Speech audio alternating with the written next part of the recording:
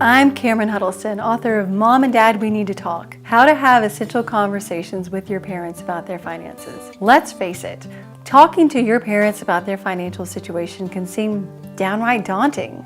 After all, they might not want to discuss whether they've saved enough for retirement, how they plan to pay for any long-term care they might need, or what happens to their money when they die. So how do you have these essential conversations? I have 4 tips to help. Number 1, use a story. Maybe you have a colleague who had to stop working to take care of a parent with dementia. You could use that as a cautionary tale about what happens when you don't have a plan to pay for long-term care. If you don't have your own story, borrow one.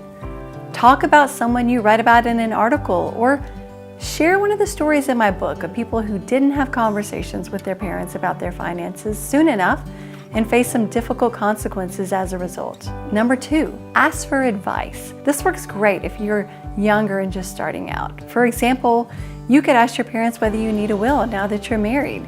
This might help you find out what sort of estate planning they have done. Number 3, don't make the conversation about money. Try to get your parents talking about big picture topics, what they hope their retirement will be like, or what their wishes are. You could say, "Mom and Dad, you took such great care of me when I was younger. I want to be able to provide that same sort of care if you ever need it. I'd love to talk with you about how I can do that."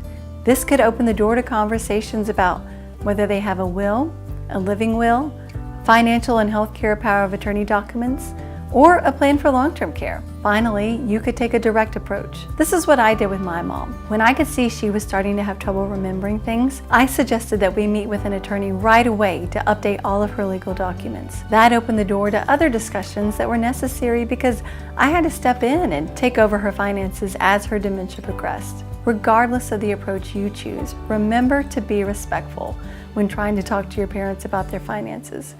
It can be a difficult topic, and it's okay to acknowledge that.